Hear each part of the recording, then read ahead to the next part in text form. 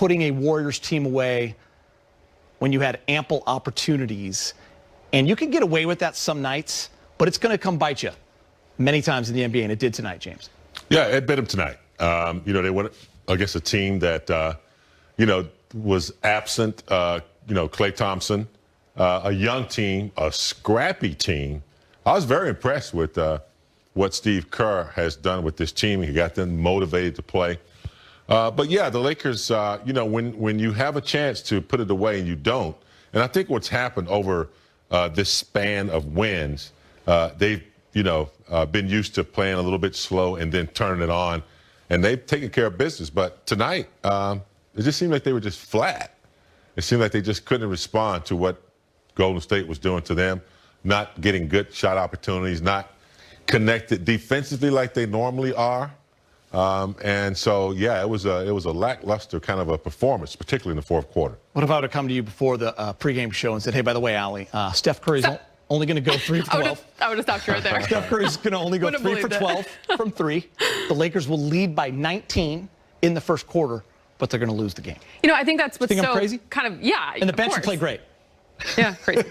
I think that's probably what's so mind-boggling, because after starting out the way they did and were able to manage that 19-point lead in the first, you would have thought things were going towards the Lakers' way for the night. But I think what you also learn is what we've continued to preach. It's what they know inside that locker room, is that they are the defending champs. And every single night, you are going to get your opponent's best shot. And also with that comes players who may outplay themselves. I mean, Kelly Oubre is averaging 11 points this season. We're talking about how he can't even throw it into the ocean. And he has 23. 23. His season high. Pascal off the bench. Yeah. Ties his season high with 19. I mean, guys are just playing out of their minds. So Andrew Miller, our graphics producer, he's a Bay Area guy. He's a huge Warrior fan. We told him to build a fourth quarter collapse full screen, and he did. And I think he did it with a smile on his face, because it was a collapse, colossal collapse. The Warriors outscored the Lakers 34-21. Field goals were 14 of 23, 6 of 19. Lakers an embarrassing 1 for 9 from 3. But here's some other ones, James. They were up 9 with 5 minutes left in this game. They didn't score for over 4 minutes after that. They had 4 turnovers in the final few minutes. Warriors went on an 11-0 run. I mean, pick which one's the worst. I don't know. Lakers didn't. Defense has been, pretty good, and they're used to winning. And I think you have to beware of that internal clock that says, okay, we'll be able to turn it on. But what happens is we get the defense going, layups, the bench players for Golden State out-hustled. There's things that we normally don't see. We saw in the fourth quarter in particular. Yeah, I mean, this is a Warriors team, minus Klay, as we mentioned. Draymond's getting back. Steph's getting back. It's a young team. They outscored the Lakers 67-49. Here's the thing, Allie. The Lakers are not going to be perfect. Right. I know we want them to be every single night, but the Warriors played harder tonight. Yeah. 67-49 in the second half. Coming in, Steve Kerr made the point that they're just not in sync right now offensively. I think they turned the corner of it tonight, because I think at the end of the day, you mentioned how different the Warriors are to what we're so accustomed to seeing. But their system, their style of play, and who they are going to be and want to be about, because you still have that guy, that dominant force in Steph Curry running the show, they're still going to pass the ball. They're going to move that basketball offensively, and they're going to get after it on the defensive end of the floor. And when you put that all together and you continue to stick with that, good things will happen. And tonight, that's what happened for the Warriors. Yeah, and Frank said it. He said it early in this game when he said it to the team and when he was interviewed. Like, you can't let this team hang around because of that guy. And sure, Steph was 2 for 11 at the time, but he hits the big 3 with a minute left to put them up 5. Kelly Oubre, they had an interesting conversation about him. Reggie was saying, listen, he, social media, fans around the NBA, he was supposed to be that guy to kind of fill the role when Klay tore his Achilles, and he has really had an up-and-down rough season. Well, tonight he came to play. 23 points, 9 of 18, James. Well, they didn't take care of him early, and he sat in that corner and just got busy. That's where he was, down in that deep corner. And, like Allie said, he did it everywhere. And the way they moved the ball, they're going to make the defense give him something. And, he was just under control, attacking the Lakers defense. And, they just never met his energy. So a guy who's been cold and hadn't been going his way, you always have to be aware of him. And, you know, Allie mentioned it early, too. They are the defending champions. They're going to get this every night. Yeah. Even from the worst teams in the league, they're going to come out and play hard. So that's another dimension that the Lakers have to get used to. And they built up a 19-point lead coming off of, what, 6 straight wins, 5 straight wins. They looked so good. And then it just kind of, they took their foot off the gas, Allie. Yeah, and when you do it against a team, as we've been talking about, who can really light it up, and once you knock down 1 and 2, it becomes contagious. It's tough. It's tough to just flip the switch against every team, as Geeter mentioned, but especially you don't want to do it even if the Warriors are average right now. You don't want to do it against a team like them because they're too capable. And when they put you on your heels and then the shots aren't falling, the one thing when you look at the Lakers coming into tonight in that 5-game winning streak, the ball was moving on the offensive end of the floor, 26 assists on average, and tonight just 23. Shots weren't falling. And you know what happens when shots aren't falling? It becomes tougher on the defensive end, and it makes you want to, you need to dig in even more so deeper, and you're doing it against a team that has caught fire. Yeah, and the Lakers got such poor shots down the stretch. We were seeing those final 3 minutes, long twos, nothing in sync, no actions. And what's interesting, we're going to show you guys right here, they're still in this game. Right. Schroeder misses that free throw, makes the second one. They're down 2. Steph misses that layup. The Lakers get the ball with 12 seconds. The indecision, James, was shocking to me with those kind of guys. That's difficult. Go ahead, Allie. I agree with you. I want the ball in LeBron's hand because I think what we've learned over the course of his career, if he's not taking the shot, he's going to get you the right play. He's going to make the right play. I think in that play right there, not that he thought that Schroeder may have been open, but it looked like he was swinging it to Schroeder to get it down low to AD, and I don't think he got enough position to deliver. Yeah, and the Warriors defended that well at the end. You saw Oubre come over and help, and he got back to Schroeder, so I don't know, tough one. All right, let's get to the highlights at Staples Center. Let's hear from Frank Vogel speaking with Mike Trudell and the media on Zoom. Hey, Frank, what did you think happened tonight? We got outplayed in the second half. Simplest way to put it. You know, we didn't defend at the rate that we've been the last few games, or that we did in the first half. You know, they downsized with the second unit, gave us some problems. You know, and then offensively, we got hesitant, tried to overpass a few different times, and you know, we didn't have a great offensive fourth quarter to try to close things out. Just that final sequence there after you get the rebound, what was your thinking? And sometimes, of course, you get a good shot if you go down and don't call the timeout, but how did that play evolve, and what were you seeing before you finally got one? Yeah, we had a chance to attack in transition before their defense was set. We wanted to look at that when you know, when it was clear that we weren't going to get a great look in transition. We called a timeout, and you know, we got a decent look with LeBron, you know, coming up the gut. Dave. Frank, you were teed up for your reaction to Schroeder getting pushed to the ground, or taking contact and falling to the ground, and then there's that sequence where LeBron was called for a travel, and then Draymond scored in the lane, and some of the guys were called for a travel. How much do you think the officiating affected tonight's outcome? I don't have anything to say about the officiating. Dan? Frank, how did you feel about kind of just the overall late game organization? It seemed like you guys had a little of a hard time to kind of get in and out of stuff. Yeah, really we got hesitant, you know, and you know, that's an area, you know, it's an early game in the season, that you watch that, and it's an opportunity to learn from it. You know, we like I said, we just got hesitant on the offensive end, a little casual. You know, I'd say it's at certain points in the game, which you can't do with a lead against a team like that has great firepower. And you know, their pressure was decent. I thought most offensive possessions we were organized, but you know, like I said, we either hesitant or overpassed, and you know, has had a lot of lost possessions in the fourth. Kyle. Frank, obviously, you know, you guys are on the winning streak. Your last 4 games have been blowouts. Do you feel like, you know, perhaps you can maybe take a little complacency from that, and that might have contributed to what happened today? No, I think if we came out sluggish, we could say that. I thought we came out with great energy, built up a big early lead. We just didn't sustain it. You know, just one of those lessons that we can learn from.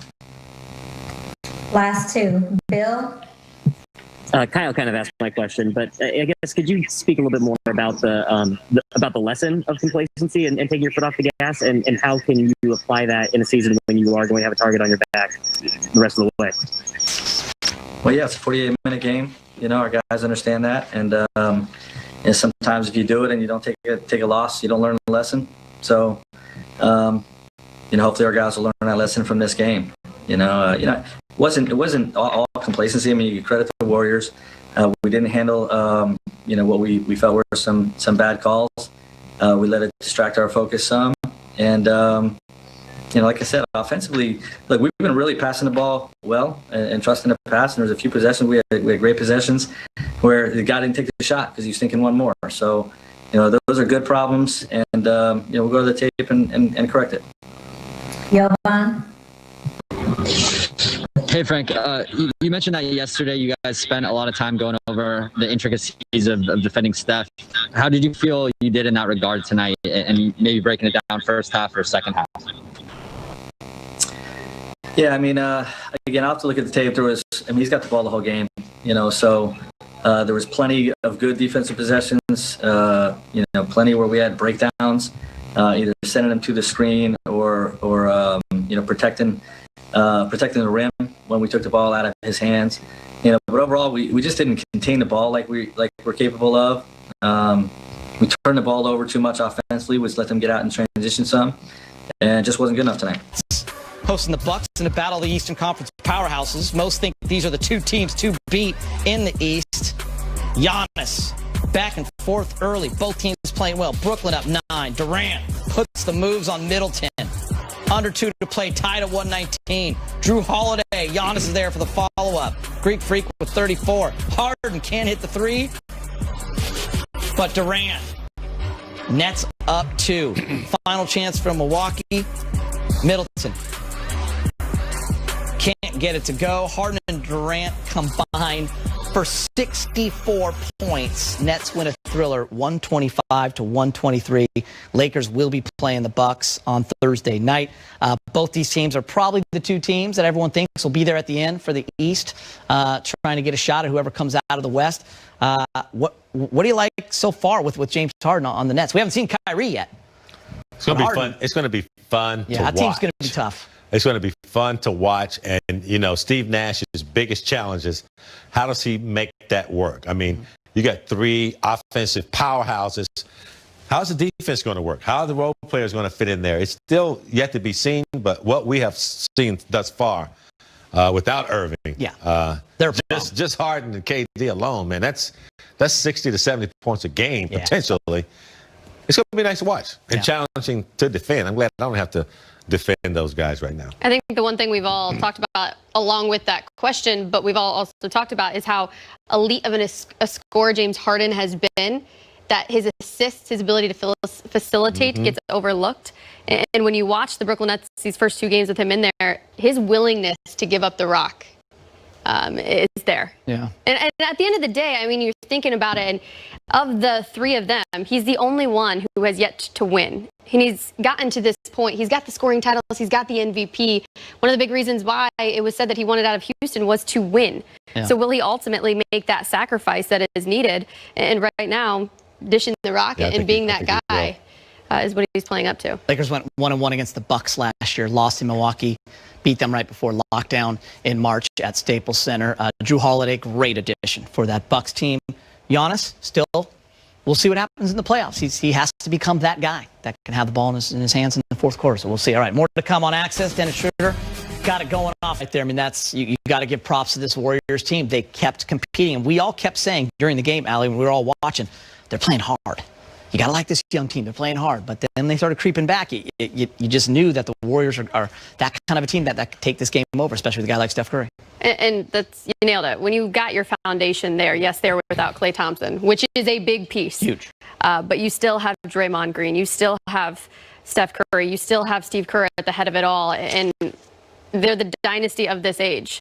And what they are putting into practice and trying to build until Klay comes back and continuing on is still what the Warriors have all been about, and that's competing and doing it on both ends of the floor. When you've played enough sports or watched enough like we have, you sense things. And the bench was so into it for the Warriors. They were off the bench. They were going crazy on every play.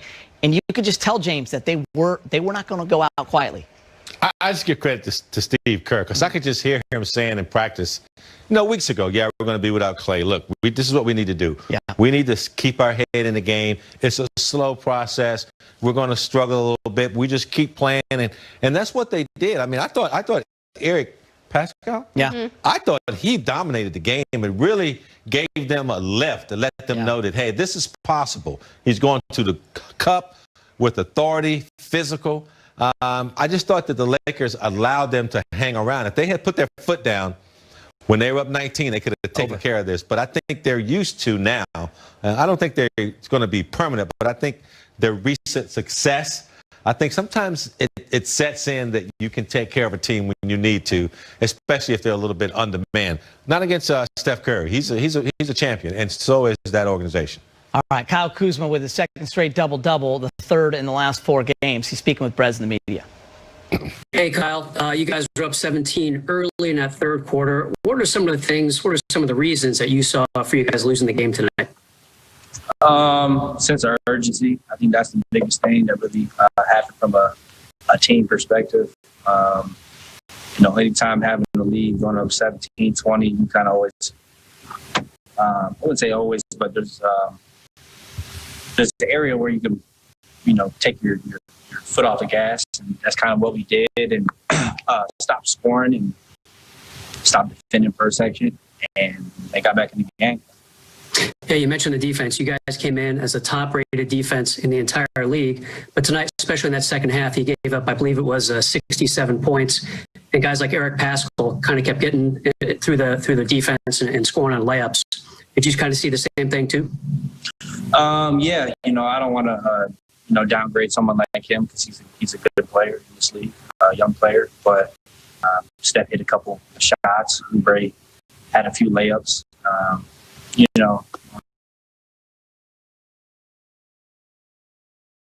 It happens. It's a long season.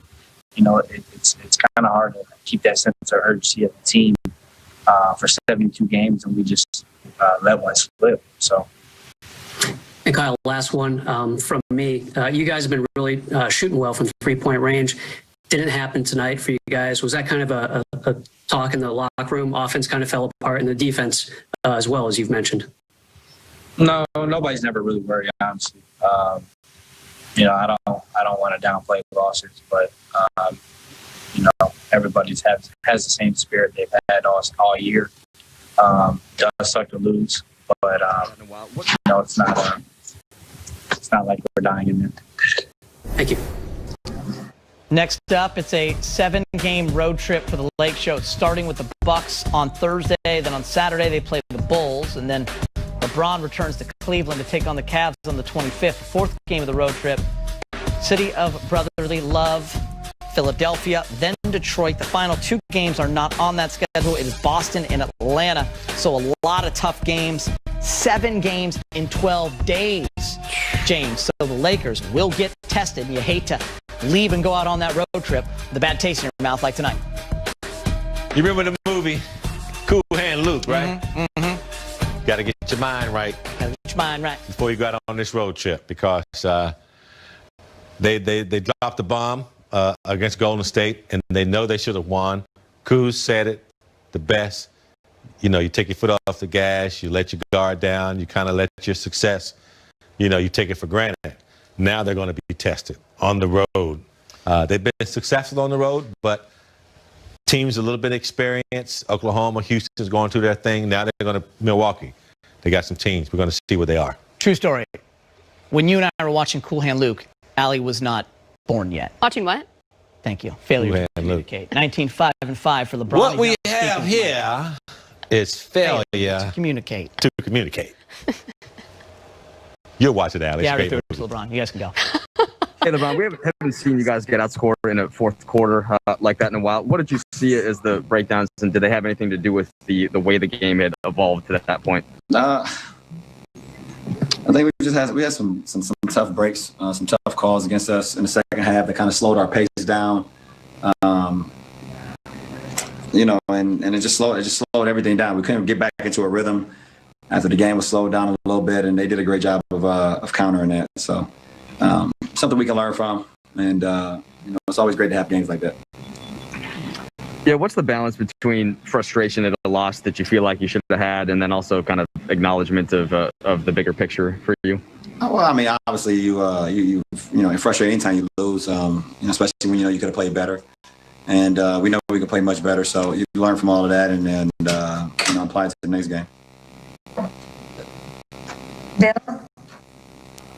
Hey, LeBron, you had a couple of travels in the fourth quarter, specifically that first one. I think after you just want to talk us through those then.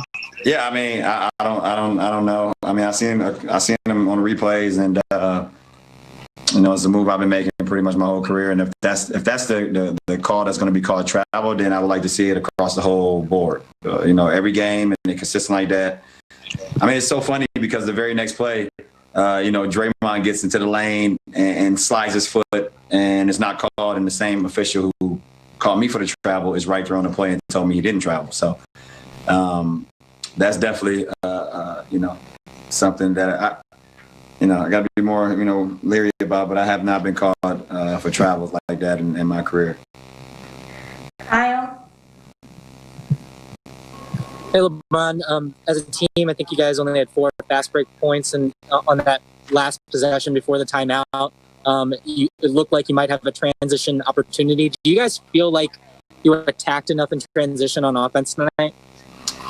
I think at times, including myself, we settled for the perimeter shot in transition instead of attacking to the rim. But, we've been pretty good at that all year. And, some games you're going to have, we would love to be in transition more, but you got to get stops, to be in transition. And in the fourth quarter, they did a good job of not allowing us to get too many stops. Dave? Kyle Kuzma said that it's a 72-game season, and maybe it's going to be hard to keep the urgency up. Is there some human nature complacency going on here that could have been part of the recipe tonight? Nah. Melissa? I'm sorry, Dan? LeBron, you guys probably won't play very many games this season where you and AD combined to score, I think, 36 points or something like that offensively. Why was it so disjointed, do you think, for the two guys offensively tonight? I mean, both of us was just a little bit out of rhythm, I think, we're going to have games like that this year where we're out of rhythm. The best thing about our team is we had guys that picked us up. Dennis was great. Trez, again, coming off the bench was great. Kuz, got high for us a little bit in that third, made some shots for us. So, in times where we both are just a little bit out of rhythm, we have the ability to have our teammates that picked us up and still give us a chance to win, which we had tonight. Last 3, Melissa. Hey, LeBron. We're approaching the 1-year anniversary of Kobe's death, and you obviously have done so much to honor him, including winning a title in his honor. I'm curious, when you think back to the events of that day, how do you process the emotions of it and just sort of the emotions of the year that followed afterwards? Try not to take take myself back to that position or that place or that time frame. Obviously, he's looking down on us, along with Gigi, and just proud of what we're trying to do here as an organization. And hopefully we continue to make him proud as well and make her proud to wear the purple and gold every night. So I don't want to live in the past. I definitely don't want to live about that day again. So, it's about always continue to move forward and continue to live on his legacy. Last 2, Mark Medina.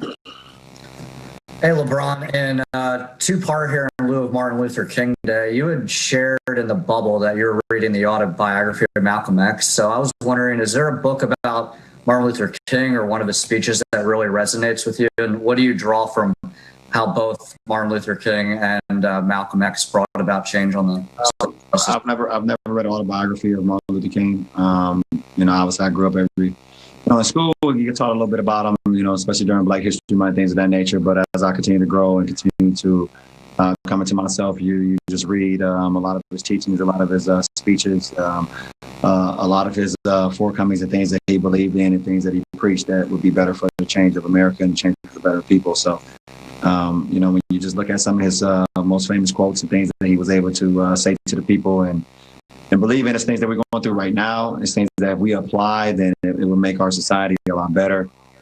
He was a man of the people, and he had a lot of power. And that's why he was ultimately gunned down, unfortunately, because of the power that he had for the people. People resonated with him. People believed in him. People wanted to walk with him and talk with him and be with him. You just live on. His legacy, along with Malcolm X, continues to live on about what they preached and what they. Back to Staples, AD is speaking with Mike in the media. Hey, AD, since you got here, fourth quarters have typically been a strong point. I just wondered if tonight's was in its own right, that kind of its own occasion, or if it was something that was building throughout the double-digit leads and such that you saw throughout the game. They were making tough shots. We stopped playing defense. We had a lot of turnovers late that we could have avoided. Another team did the same thing to the Clippers. Down 22, come back and win. Our defense was really good to start the game. Even in the first half. I think we gave them a 33-point third quarter. To come out of halftime, defense just wasn't there. And then, they made some tough shots late in the fourth. But it was all, controllable. It wasn't nothing that they really did. Our rotation was bad. Getting backdoored, wide open shots from the perimeter, wasn't getting back in transition, wasn't talking and matching up. So every time we did that, it seemed like they made us pay. And down the stretch, what would you have liked to have seen on the offensive end of the floor in terms of maybe